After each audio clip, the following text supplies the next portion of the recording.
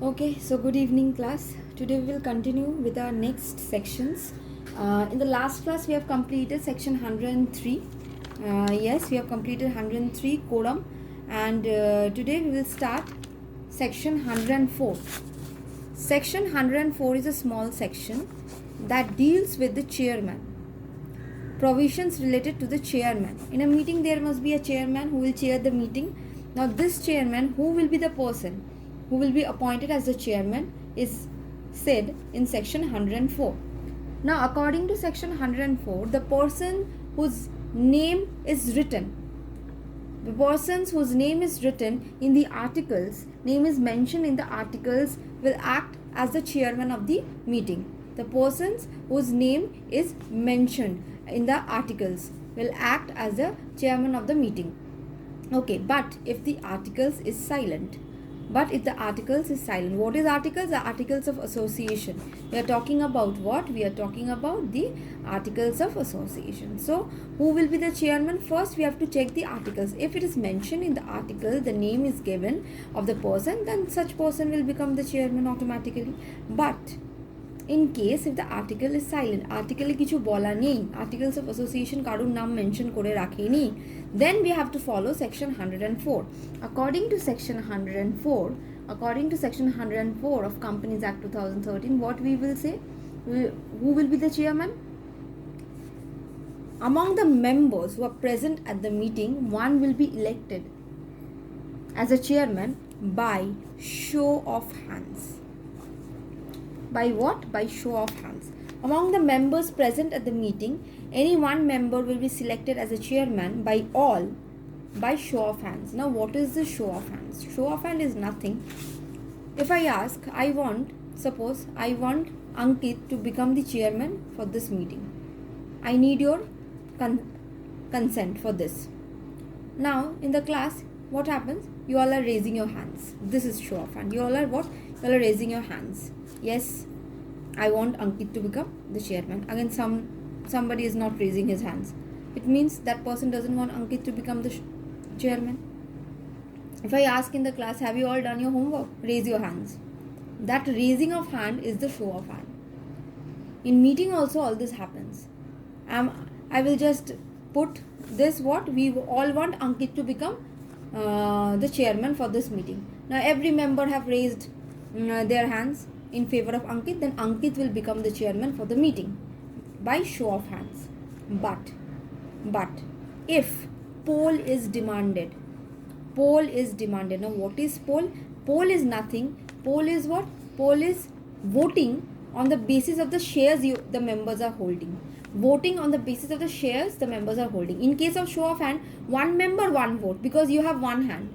Means one hand to raise, not that you will raise two hands. You have two hands, but it's not that you will raise two hands. If I ask you to raise a hand, you will raise one hand only. You won't raise two hands. So in case of show of hand, you can only vote for once. Means one member equals to one vote. But if poll is demanded, poll means what? The number of shares the shareholders are holding, each member are holding, they are liable to vote that many times. Clear? So if poll is demanded, then voting will be on the basis of the shares held by the members. But if show of hand is there, one member means one vote, means one hand they will be raised. Correct? So first, for chairman, we have to check the articles. If articles is mentioning the name of the person, then that person will be the chairman. But if articles is silent and nothing is mentioned, then among the members present, we will elect one by show of hands. So first we will check articles. Second, if articles is silent, we will elect one by showing of hands. By raising hands, we will elect one member. Okay, but now if poll is demanded, third is what? Now poll is being demanded. No, we want a different chairman by basis of what? Poll. Now who can demand this poll? Poll cannot be demanded by everyone. So poll have to be demanded by certain persons that we will study now. So poll can be demanded by the chairman himself. Chairman can himself say that no, I don't want to become the chairman. Maybe that person is not willing to become the chairman. Then chairman may demand a poll. Which chairman? The chairman who has been appointed by show of hands, or the chairman whose name was written in the article. Anything can happen. Any chairman, either the chairman has been appointed by show of hand because the article was silent, or if the person whose name was mentioned in the articles, such person can himself demand a poll. So either a chairman can demand a poll, or members holding at least 1/10 of the company's paid up share capital, or having a minimum paid up share capital of 5 lakh, minimum paid up share capital of 5 lakh, or having 1/10 of the voting power. So what are the three conditions for the members to demand poll? What are the three conditions for the members to demand poll? Which members can demand poll?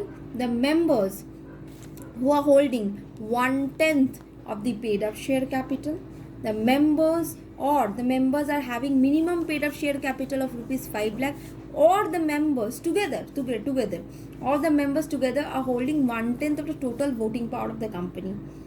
Whatever is the total voting power, তার 1/10 মেম্বার্সদের কাছে আছে, বা মেম্বার্সদের কাছে minimum 5 lakh টাকা paid up share capital আছে, বা মেম্বার্সদের কাছে company যে total paid up share capital তার 1/10 মেম্বার্সরা হোল্ড করে আছে। তো তারা যদি বলে যে we demand poll, then again chairman will be appointed by means of poll. Then again poll will be conducted, and once poll conducted, and again if this chairman who was appointed by show of hand gets rejected, then the new chairman will take over the meeting. So how a chairman is appointed? Nothing. First we'll check the articles of association. Now if name is mentioned in the articles of association, the chairman will be the person whose name is mentioned in the articles of association. Correct? Now if articles is silent, then we will do vote by what? Vote by show of hands. Now vote by show of hands, and we will elect any person among the present ones as the chairman. Now if poll is demanded, no, people are not satisfied with the chairman who has been elected, now poll is demanded, or the chairman himself can demand poll. Poll can be demanded by whom? Either by the chairman or by the members holding at least 1/10 of the total paid up share capital, or minimum 5 lakh paid up share capital, or at least 1/10 of the voting power of the company. So this is the procedure for appointment of the chairman. Is it clear? Is it clear? Okay. So the next section that we will start today is section 105, and this might be your favorite section, that is proxy. Okay. So proxy is what? Acting on behalf of someone else. That is proxy. You all give proxy attendance. You all have given sometimes in your life proxy attendance for your friend. So you acted on behalf of your friend and gave the attendance. In proxy is the same thing. In case of company's meeting, it is the same thing. But yes, there are provisions that we'll study in section 105. So section 105, what deals with what? Proxy. So now what is proxy? Proxy means a person. Proxy means what? A person acting on behalf of another person. A person acting on behalf of another person. A person acting on behalf of another person. A person acting on behalf of another person. So what is proxy?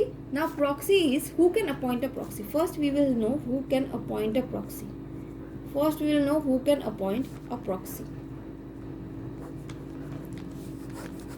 Okay. Let's see who can appoint a proxy. A person, rather any member of the company who is entitled to attend and vote at a meeting. Any member of the company who is entitled to attend and vote at the meeting. Any member who is entitled to what? Not only attend the meeting but also vote at the meeting. Not only just the member is able to attend the meeting, but the member must be able to vote also at that meeting. Attend and vote. Then only such member can appoint a proxy on his or her behalf.